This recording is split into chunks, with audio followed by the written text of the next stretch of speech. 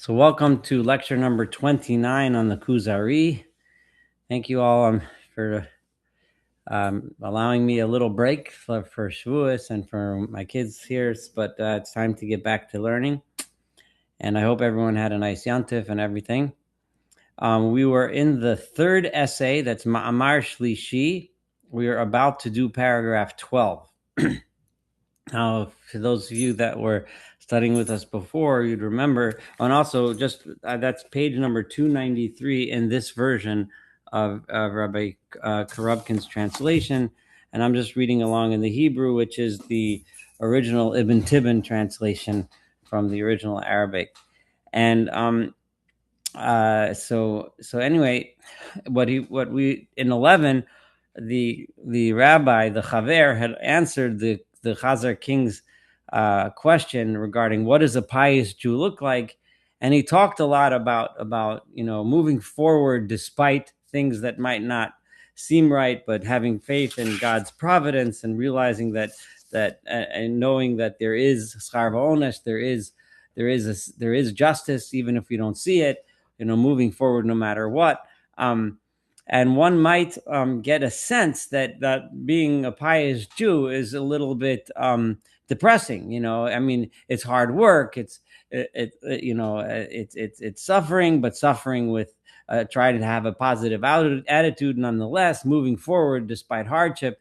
It doesn't paint a beautiful, wonderful picture. So Rabbi Yehuda Halevi in the next couple paragraphs is going to flip the script on that, and he's going to explain to us that it's not all about just plodding forward through and trudging through tough times and just having faith in God's justice despite the fact that we don't see it and so on. But there's actually something beautiful and wonderful and overarchingly positive about living the life of a pious Jew. He didn't want to leave the king of the Chazars the impression that a pious Jew is trying to live in avoiding depression all his life. So in paragraph 12, Amar Kuzari, the Chazar King responds to this thing. Kimoza, I can understand that Yichyeh Bagolus Chayim Arevim, that a person can live in exile a sweet life, right? A good life. V'yifra. So he's saying that I understand that using this attitude, because remember, the Chazar King has said numerous times over and over again that look at the Jews, right? The Jews are suffering. The Jews are small. The Jews don't have a land anymore. The Jews are a minority wherever they are, and so on. But now that he heard Rabbi Yehuda Halevi's speech about how we use this time to better ourselves and move forward, he said, okay, so I'm starting to see how you can use this attitude so that his Torah, the Torah that he lives, the Torah that he learns, will bear fruit in this world and in the next world. And one who endures the galus, in other words, who endures the thing without this attitude and just lives in the suffering, a Jew who doesn't realize and understand his place in God's scheme and God's providence, etc. All right, it's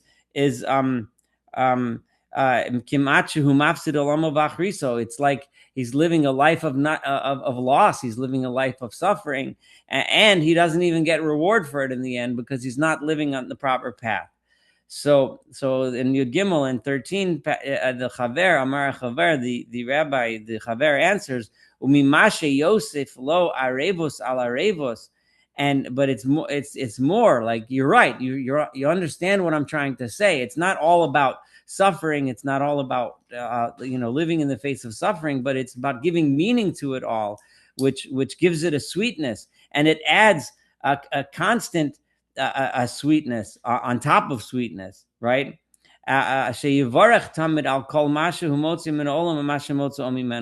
he can bless God. Literally, he's talking about blessings, brachot, that we make, but he's also talking about figurative blessings, that we appreciate every experience that we have in this world because of Judaism, because of the Torah. And he's going to go into this in more detail. So the Kuzari says, what do you mean? Appreciating life, but then having to make a blessing on it. and this is paragraph 14. It gives you an extra burden, right? I want to eat a nice sandwich, so I sit down and I want to enjoy the food, and now I have to. Oh no, I got to make a blessing. I got to wash my hands. It's a pain in the neck. In other words, it might not be the biggest pain, but you're just adding tircha. So how could it be that doing mitzvot and blessing God and applying the laws of the Torah to everything that we do, how could it be that makes things sweeter, right? It would seem that simply makes it hampers our ability, or at least puts a damper on our enjoyment of whatever it is that we're enjoying. So the Chaver answers in 15, Amar Chaver halaha adam hashalim yoser, right? A person, right? If you think about it, a person, a human being who is complete. In other words, he is sentient, but he also appreciates and understands. Doesn't he enjoy more than someone who doesn't understand, a child or an animal, right? An infant. All they have is physical pleasure, but when we understand the meaning behind what we're doing, and what he's getting at now, and he's going to go into it in the next few paragraphs, is just living life just for pleasure alone. Okay, so it feels good for a moment, but understanding the purpose and point of what we're doing and why, and understanding, or even if we don't understand what the purpose is, but understanding that there is a purpose, it makes it so much sweeter. And the fact that we're human and have that capacity, we're able to appreciate it. We're able to understand that. If otherwise, so the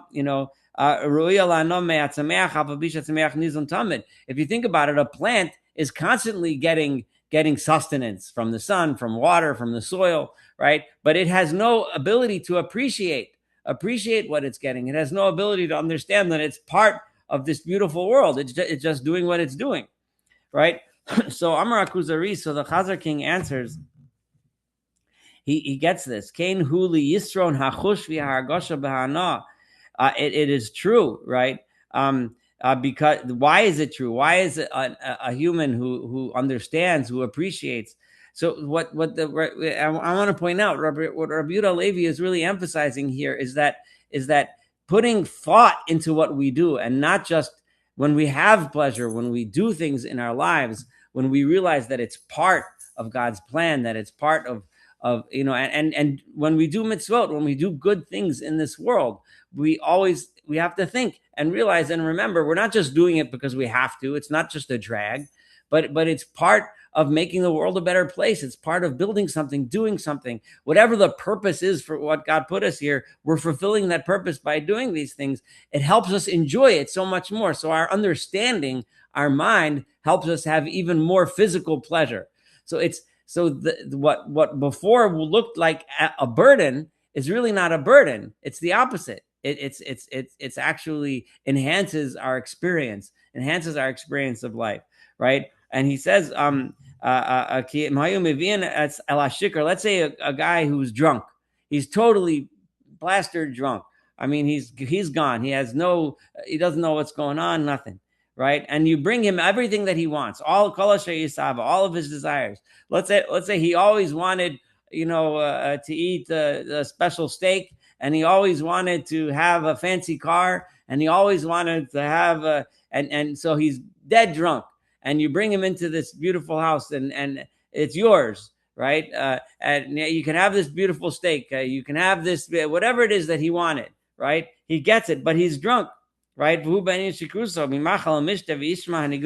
you take him to a concert, his favorite band, and he always wanted to hear this band live, and you bring him live, but he's drunk. And he wanted to meet his old friends and everything, and you bring him to his old friends, right? And then he's awake, and it's all gone, right? It's too late. The steak is spoiled now. It's cold. It's done, right? The concert's over. His friends already flew back home, right? And now he wakes up from his drunken stupor, right? And you tell him all of these things when he wakes up, and and his hangover is over.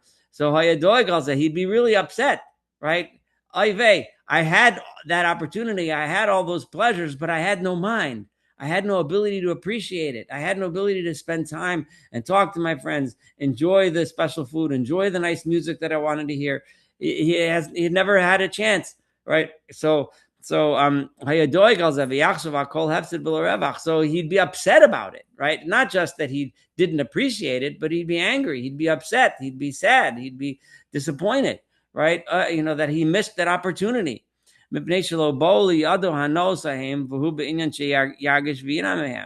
Even because when he was exposed to them, he didn't have the opportunity to enjoy them. So in Yud Zayin in 17, the rabbi continues on this theme. The Chaver answers, Amar Chaver, Hahizdamnus lahana v'hargoshosa v'sheyachshov b'ha'edera kodem lachein. Right? And then he's expounding on this idea, right? That appreciating what we do, and through the eyes of the Torah gives us purpose. It gives us reason. It gives meaning to all of the things we do in our lives. This is what Rabbi Yehuda Levi is trying to convey here in a beautiful way, right? And so when you prepare yourself, right, when you make a blessing, you're about to experience a particular pleasure, right? And when you make a blessing, right, how do you do that? By thinking about beforehand, what am I about to do? Where does this come from? How did this come to my table? How did this come to my life and my experiences? And then you recognize, and then you're able to experience it with so much more meaning. So, you think, I didn't have the opportunity to do this. My family came for the holiday. I did, for weeks I was alone. I didn't have the opportunity to be with them. And now I'm here. So, and thinking about how wonderful this opportunity is to spend the holiday with them, right? This is the purpose of making these blessings. It's not just the pain. Of course, the sandwich would taste good either way, right? But if you think about it beforehand, how much better it would be, right? If you think about what you're saying when you make a blessing before it, right? Because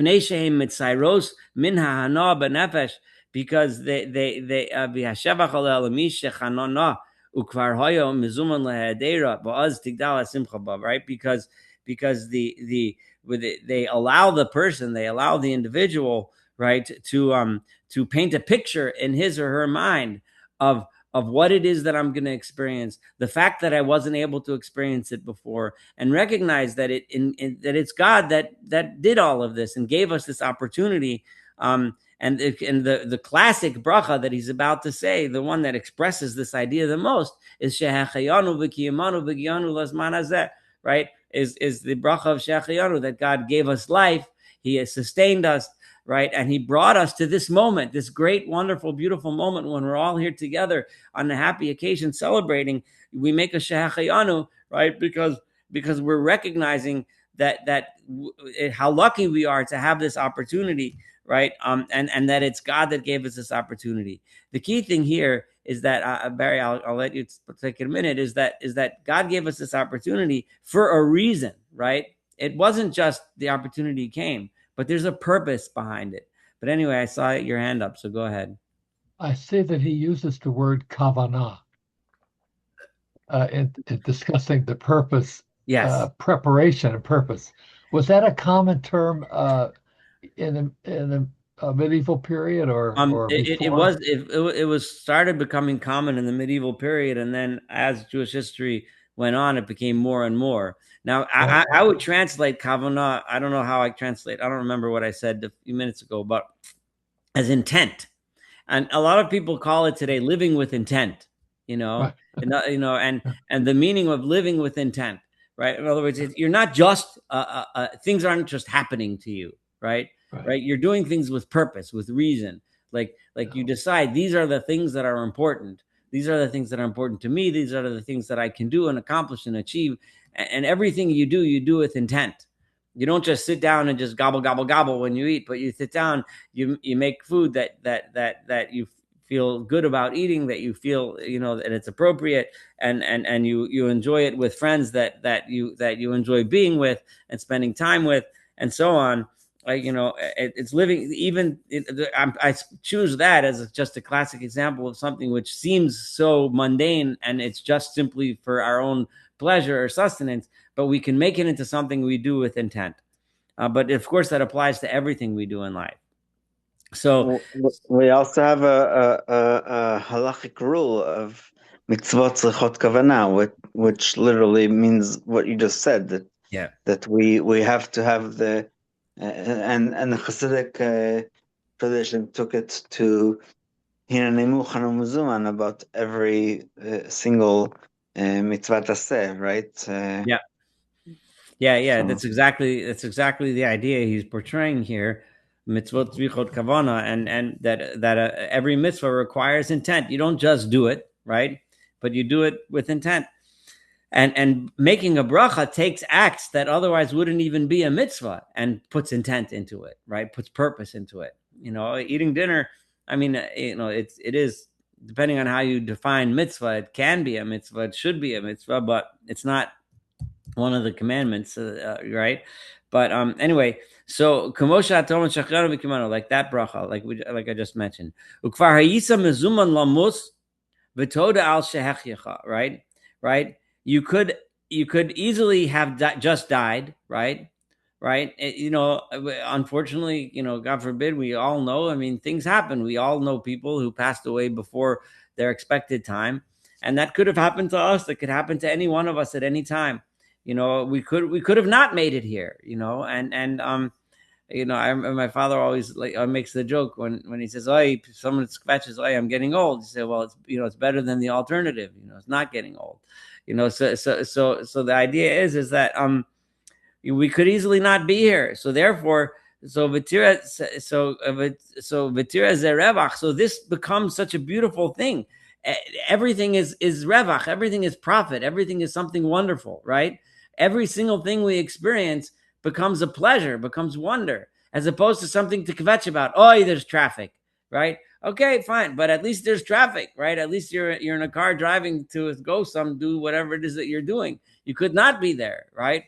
And all of a sudden, the life. So, what the Kuzari what Rabbi Levi is trying to do here, he wants, because he gave us that whole portrayal of plodding forward through life that we studied last time together, and being matzdik hadin, and understanding that even though God does things that we don't understand, we have to understand that they're for good reasons. So all those discussions we had last time, he wants to portray Judaism in a totally different light now. He wants to bring us out of the doldrums of plodding forward and show how wonderful it is. Every step, if you have the right attitude, everything is beautiful. Everything is wonderful. And then when you do have suffering, it's easier for you to handle. When death does arrive, when suffering does arrive, because every moment you felt as lucky, as fortunate. And when things come that don't work, you're able to withstand that kind of suffering. When you realize that having, say, a good job is fortunate, it's lucky, it's wonderful. It's not something that it's above the baseline. And then when all of a sudden you lose the good job and you have to find something else just to make ends meet, you're not as upset. Of course, I'm not saying you're happy about it, but you're able to say, look, I was lucky when I had it. Now I don't have it. Now I'm lucky I have what I have now. Right? Right? Because the truth is that there's no reason. A lot of times in modern world, people say, I deserve it. I'm worth it. Right? What the Kuzari is saying, there's nowhere does it say that you deserve anything. Right? Nobody deserves. This he's talking about how there's always a balance. I want to make sure people understand that, right? I'm not saying we should all walk through life assuming that we're supposed to suffer every minute, right? That's not what he's saying here, because remember, he bounces back and forth, but he's trying to portray this idea that who says, a lot of people in this world don't have these things, and they're going through life and they're still smiling. And still, God gave you life. He gave you the pleasures that you have, and give thanks for what you do have. And told of Tavir, right? And at the times when He takes away those things, right? Thank Him anyway. B'tomar, and say, Hashem nasan v'Hashem lakach. God gives and God takes. May God's name be blessed. V'tia nena kol yamecha, right? And then your entire life will be good. So the bottom line, what he's trying to say is, that Judaism gives you a way to be happy with what we have, and even though we're suffering in the Gullus and in the exile, even though we have the problems that we have, even though the economy is not good and our job situation is not good and our health is not good, but we're here. We have so many things to be happy for and move forward, and we appreciate our part in this world. And if you don't do this, right? Don't think that the pleasures that he does have, a guy that, let's say you have a guy who has these pleasures, right? Who lives a life that he has pleasures, but he doesn't think about it. He doesn't do it with intent. He just enjoys it for the moment and goes on, and then he enjoys the next thing for the moment and goes on, right? That's not human pleasure. That's right. That's the same as an animal, because he doesn't have any intent. He doesn't have any thought, right? Pleasure without and a living without meaning is like an animal, is nothing, right? Einanu mevina, he doesn't understand it. Kashermanu bashikar is just like a drunk that has no brain function. He's just done. And so therefore, this pious person who we're trying to portray now for the king, right?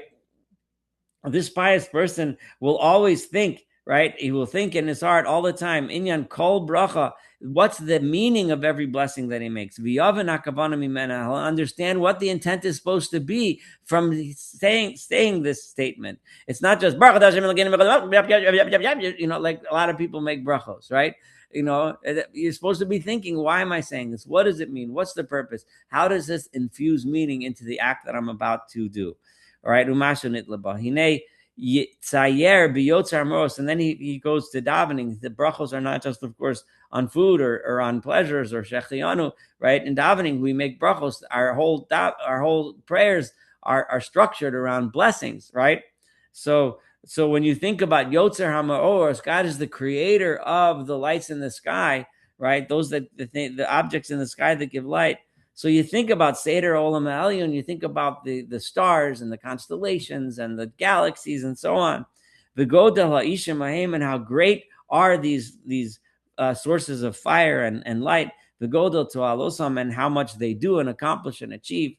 Right? V'shem eitzel boram kakotan sheberamasim. Right? But in comparison, and how great and wondrous these celestial bodies are. Right? How much more so this would have been true had he known what we know today about how incredibly amazing and vast it is. Right? And before God, they're like nothing. They're like little bugs. Right? But in our eyes, they seem so great and wondrous. Right? And I can prove to you, it's clear that in comparison to God, they're nothing. Right? The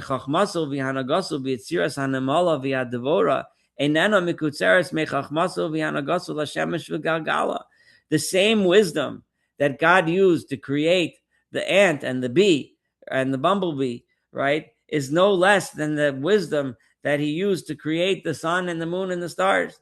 Right? And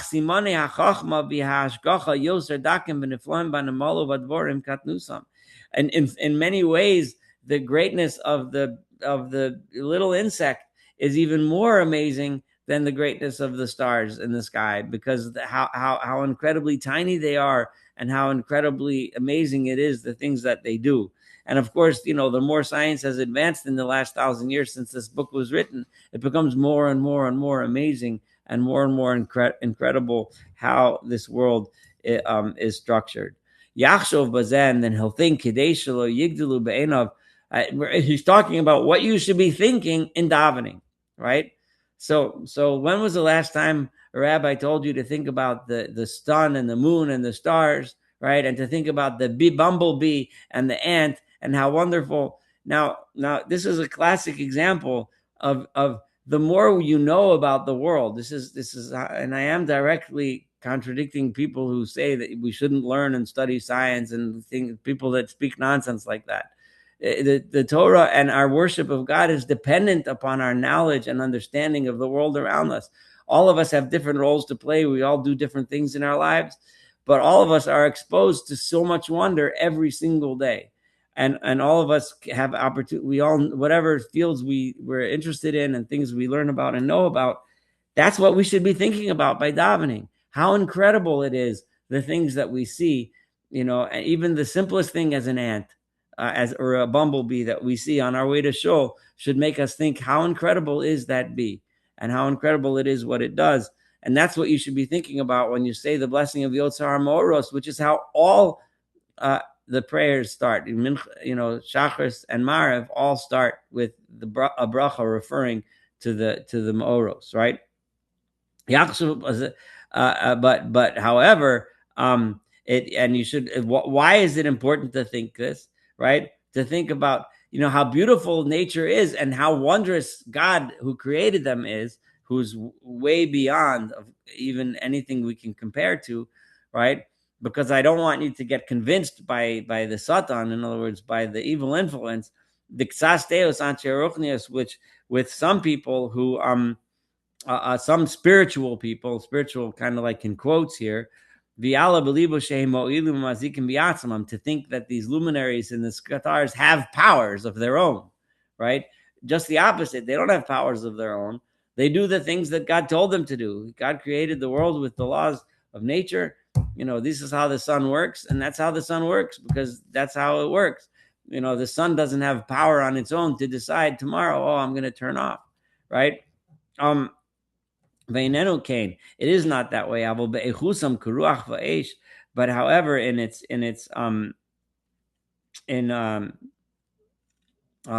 their quality, in their echos, in their innate qualities, right? What nowadays we would call the laws of physics, just like wind and fire. Remember, wind and fire and the Kuzari and the Rabbi Levi's mind being two of the four main elements, right? Right? If when I see the sun shining, if I was seduced by them, right? Then in my heart I could have been convinced that these things have powers of their own. So now he goes to the next blessing, the Avas Olam, right? Hidabek or Ahava Rabba, depending on which nusach you daven in. But he would have done the Sephardic version, which is Ahavas Olam.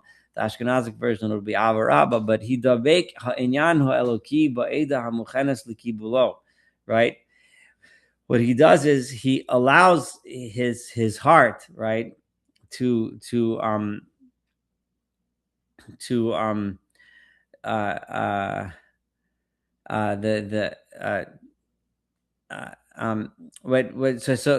he should be thinking in Avas Olam. So what is Avas Olam about? I'm sorry, I lost my train of thought. But Avas Olam is about God's special relationship with the Jewish people, right? The special love that God has for the Jewish people. So what do you think about, right? You should think about this special spirituality, the special nature of the relationship. Remember, the Rabbi Levi has been positing this entire book that there's a special relationship with God that's unique to the Jewish people, right? So and this inyan eloki, this spiritual matter, the spiritual love, if you will, ba'eda hamuchenes likibulo, is here and present in the community, which is ready to receive it, which is ready to partake of that. Just like remember, they used to think that light, when we perceive light, right, when that it's so light is going into the mirror and then coming out of the mirror back at us, right? So the mirror is accepting light, right, and then it's accepting the image, because light emanates from a certain image that you see, and then it goes into the mirror and then comes back at us, right? Right, and he realizes that the Torah, right, is the beginning of the representation of God's desire. He is his way of giving us the, I guess, a blueprint, so to speak, but of giving us the ways to make this world into something resembling heaven, right? Heaven being a place where justice reigns, where it's perfect, and where things are the way they're supposed to be. God gives us the Torah so that we can make this world a replication of that, right? V'lo gazra chachma sheyiver malachim ba'aretz, right? And he did not set it up in such a way, right? God's wisdom did not set it up in such a way that human beings should be angels. In other words, that we would just do everything as we're supposed to. So God wanted us to make this world right, to make this world better, to make this world work, but he didn't make us angels that just do everything, right? If we were, and then there would have been any purpose, right? There wouldn't have been any point, because the angels, why do it in the first place if you know for sure that the angels are going to choose to do everything exactly the way it's supposed to be done, right? Rather, Adam, Mizera Adam, a human being who comes from a seed and blood, right? Zera Adam was the way in the medieval times they understood a human was created. The zera, the semen from the father, and the blood was the menstrual blood from the woman combined to make a human being. That's how they used to understand it, right? Which is, depending on how you word it, it might not be that off in terms of modern, biology. But either way, a human being is created, and naturally of flesh and blood. Miskabrim bohem hatzivoyim umisnatzchim bohem amidos, right? And he's a person who is always having these natural desires to do things that aren't on the right path, right? And he's always has all of these inclinations, right? And a person, depending on who he is and his fortune, his lot in life, right? And sometimes he's successful, sometimes he's not successful. Sometimes we try and have good things in mind, but it doesn't work the way we want to. Sometimes we don't try and it does work. Sometimes we don't know what to do. With all of our foibles, with all of our mistakes, with all of our successes, with all of our failures, with all of the things that draw us in the right direction, things that push us in the wrong direction.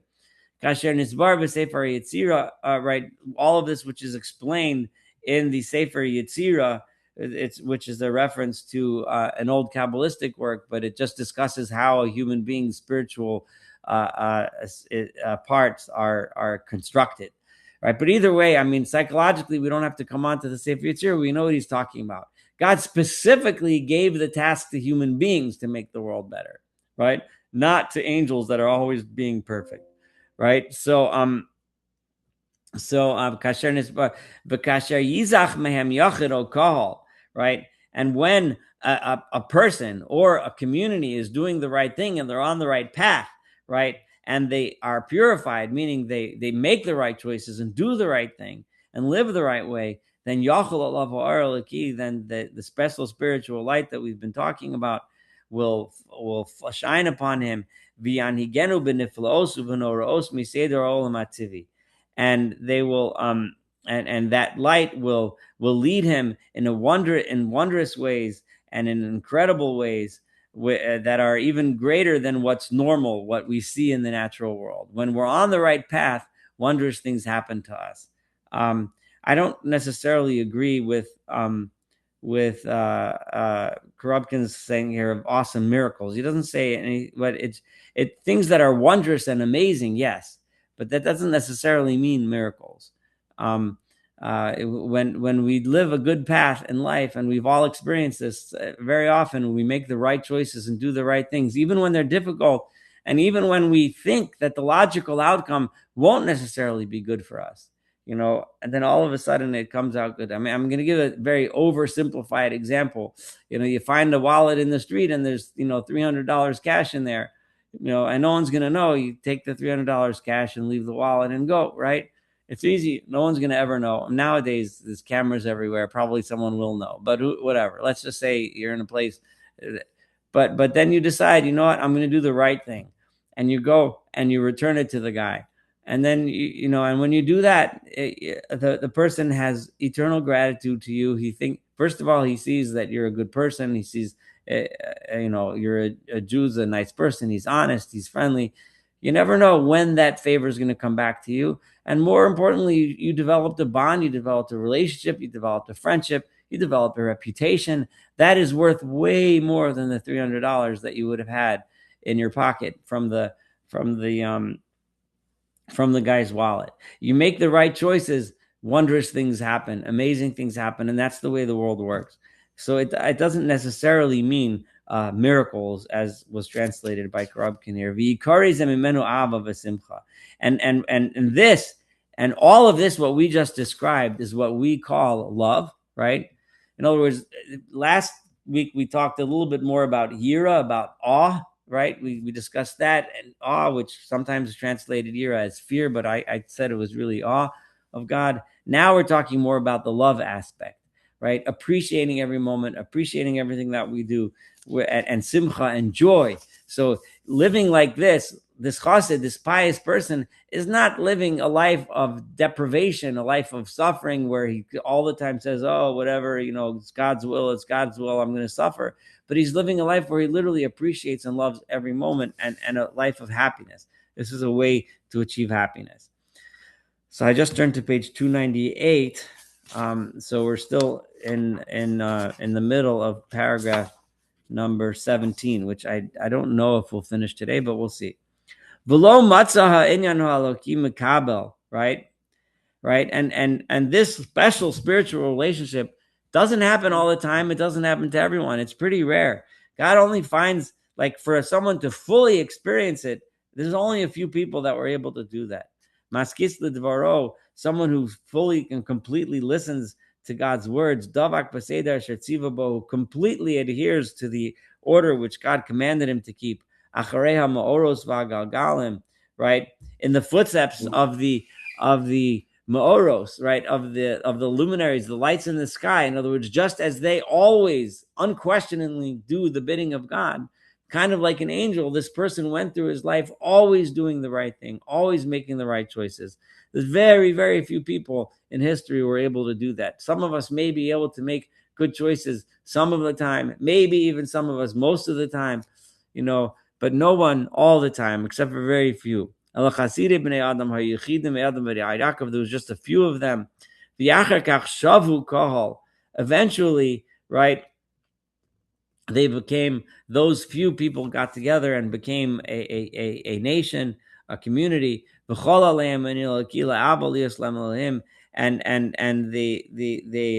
the divine presence fell upon the community of people who decided that they would follow this path, right? And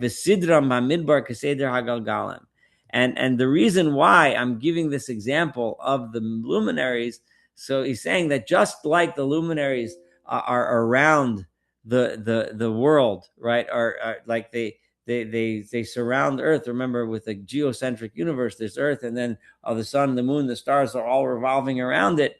It's the same setup as the camp in the midbar, in the wilderness. So when we were wandering, there was the Mishkan, in the middle, the tabernacle, the Mishkan in the middle, and the people were surrounding it in that kind of order.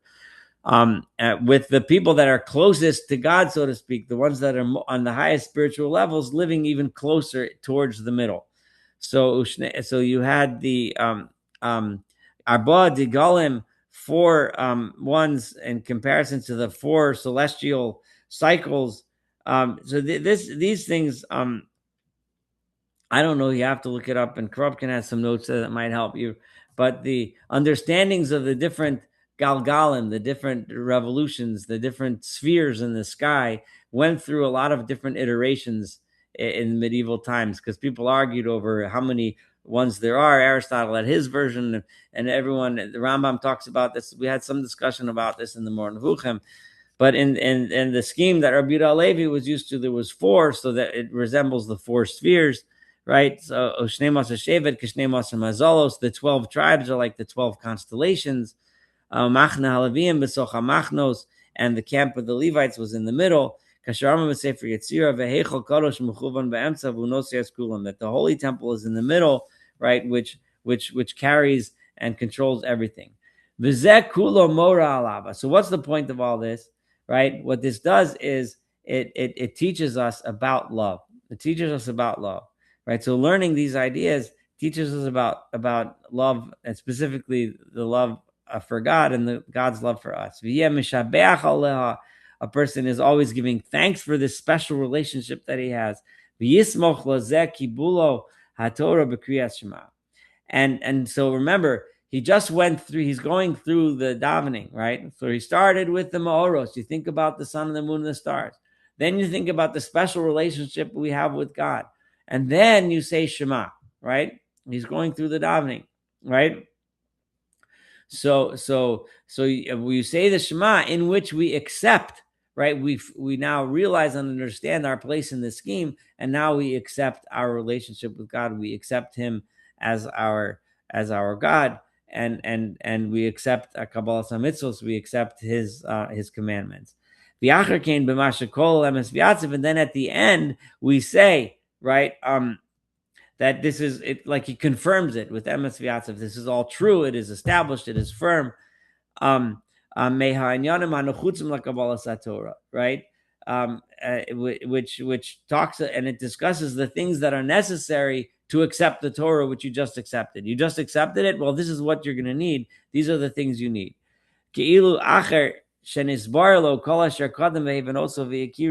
Right? Because to show that even though I understood, right, even though I went and accepted upon myself, all right, asar al nafsho isar v'heyed edim shekiblo. What he did was he commits himself to it, right? He binds himself to it, and he brings witnesses to show that he accepted it just like my ancestors accepted it. And my children and their descendants forever will have accepted this. So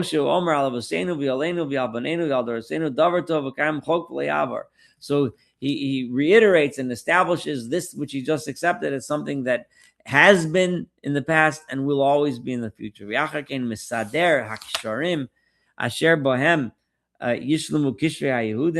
He then goes ahead and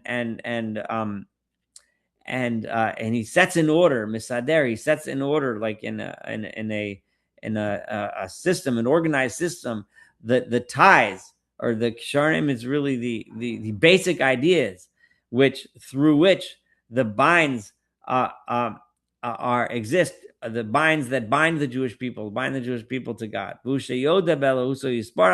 He admits that God, blessed be He, is God, uvikadmuso, and that He preceded the world, uvashkachaso, and His providence over the world, over our ancestors, v'shat Torah mi'imo, and confirms that the Torah is from God, uvimofeis al kol zeh, and the sign of all this, v'hu hachitam, is the end, goal Yisrael, right, is the redemption of Israel, the exodus from Egypt, kamo she'amar emes shatu Hashem Elokeinu, emes me'olam u'shemecha, v'ezras avosenu, v'emes mi'mitzrayim g'ratonu Hashem Elokeinu, and so on. Umi shehishlim kol eila b'chavana gemuro Yisrael amiti. And a person who does this completely with full intent and goes through this process of davening, he is a complete Jew. He is a full total Jew, a real Jew. He is worthy that this special spiritual quality which attaches to the Bnei Yisrael, which does not attach itself to the other nations of the Kechavim, which worship the stars. This kind of person can now have the ability. It's easier for him to stand in front of God and ask for the things that he's about to ask for in the Shemona Esrei and receive, hopefully, a positive answer to what he requests. So what's interesting here is that that he's presenting, a Jew.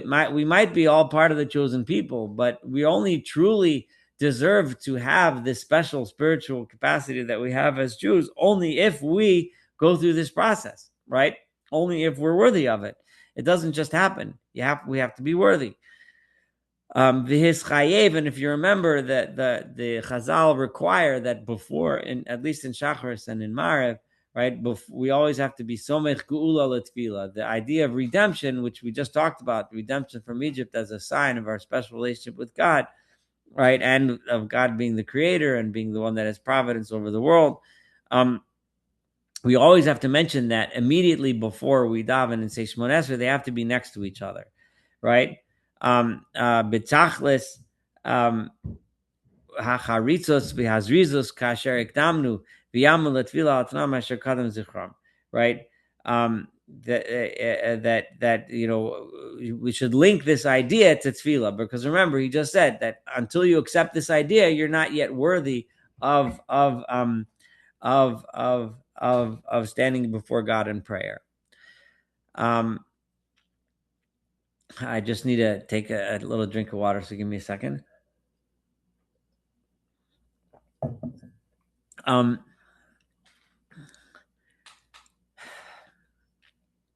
I'm going to try to make a run for this. We got about 12 minutes to the end of the hour. I'm going to try to finish this paragraph. So, Babrachosa kolos kol Yisrael, right? In these blessings that include all of Israel, ki habakosha v'yatvila b'mashe misyachid bo hayachid, because the blessings that we say are blessings that include all of Israel. We don't say blessings that are individual prayers. At least they're not in the standard prayers, right?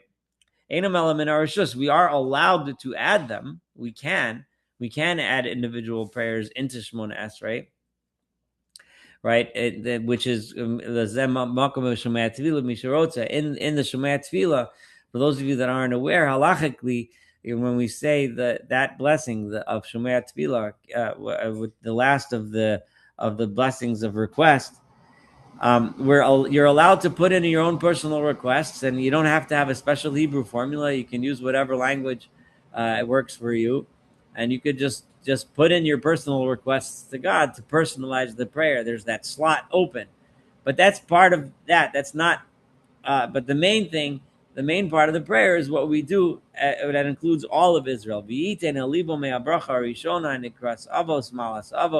And he should think about, when he says the first blessing, the special nature of our patriarchs, of our forefathers, and that the covenant that he made with them is meant to last forever. It's never going to go away. Or maybe that the Redeemer will come to his children. I'm going to pause this for a second to turn off my AC because it's really not loud. So hold on one second. And from the second blessing, Nikras Gevuros, we talk about the might and the power of God, right? So we should think about God as a constant, complete, total, all the time rulership over this world. Right? It's not that the world goes along on its own, right, without God's providence, but God always runs the world. And you should remember that he will revive the dead when the time comes, even though this is not anything scientifically possible or plausible. In the same thing, in the same way, he controls the weather, and he releases prisoners,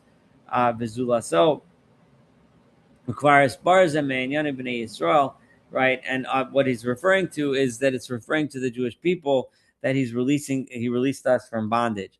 And once you believe and understand the special covenant with our forefathers and the power and might and abilities of God,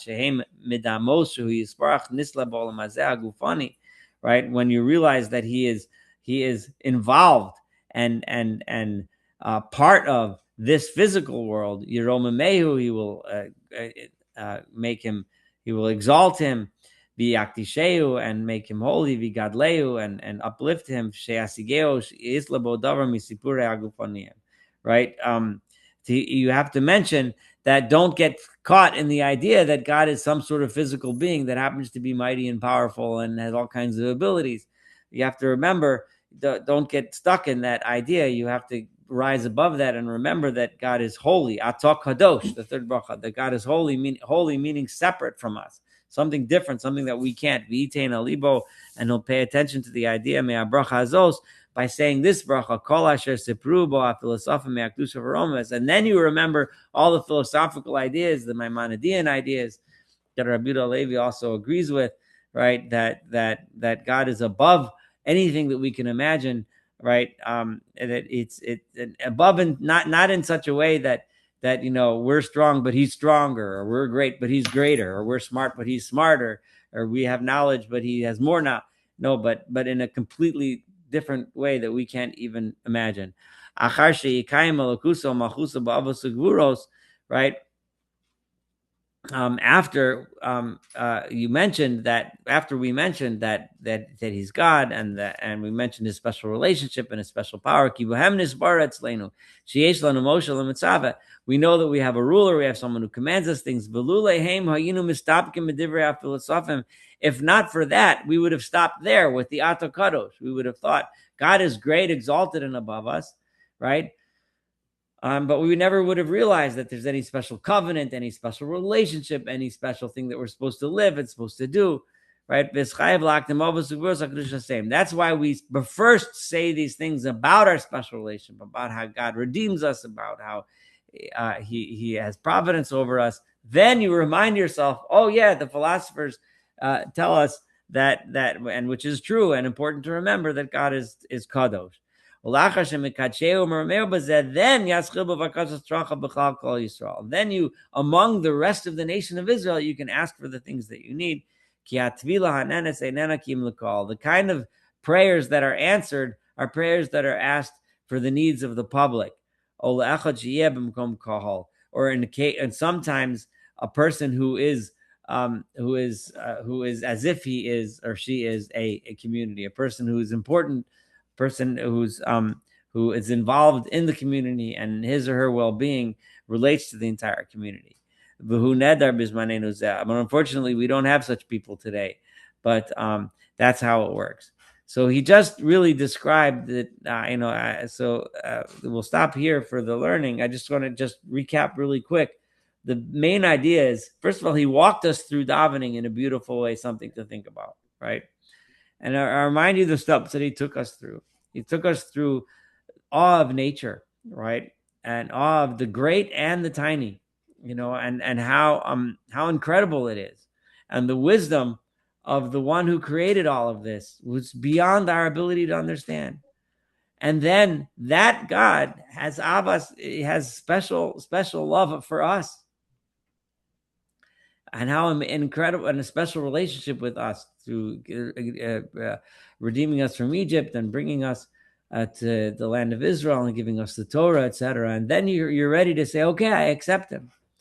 And then after you accept him, you remind yourself of all of the important ideas that that are necessary to affirm this, that this is forever, this is for always. And then you can walk into davening, and you walk into davening, you remember the special covenant, you remember God's abilities, you remember that there's a future ahead of us, a tchias hamesim, whatever that means, but it's something beyond what we can conceive of. And then remember that God is above us, and then we can go and start having a conversation with him. So all of a sudden, the guy who was suffering last week, or last time we learned, the guy who was justifying, suffering and saying, okay, I know this is terrible, but it's God's will, it's God's way, I have to accept it. Now he's a person who's walking through life, appreciating every single moment, appreciating everything he sees, everything he learns, everything he does, and accepting God over him for that, with love and with happiness and in a beautiful way. All right, so I'm going to stop here. I'll give people a little bit of time for comments, questions, etc. I know there was a lot there, but you guys can go ahead. Well, I see that the statements of the Khazar king are getting shorter and sympathetic, and the exposition is getting longer by the rabbi. Yeah. Well, it's interesting because the Khazar king he's starting to understand more than argue, more than debate. But he does throw in like points, like yeah. but it's a pain. Like I'd rather just eat the sandwich. Why do I have to go do all this ritual stuff first? Yeah. So But what struck me was how much in answering what is a pious person like, the Siddur comes more to the forefront, and the Torah goes to the infrastructure, goes to the back page. yeah, there's a lot of emphasis in general in Rabbi Yehuda Levi's writing in this book on tefillah. He had a lot of emphasis on prayer. Prayer was clearly a big deal for him, and we should think about what we're saying. We should incorporate it into how we think and feel. That's and then maybe we'll live this happy life full of love. I guess it would be nice. Anyone else have anything to say before we close up for the week? All right. Well, I hope that maybe someone found some inspiration in here, and that this week is a week of happiness and joy, and we enjoy whatever it is that we experience this week. It should be good. All right. Thanks, Saul. You're welcome. Have a wonderful, Thanks. wonderful evening. Thanks. Saul, do you have the prayer El Adon in your Siddur? El Adon Akol Hamasim Baruch Yeah. Fikol Nashama. Yes, on Shabbos. Yes. I was hearing that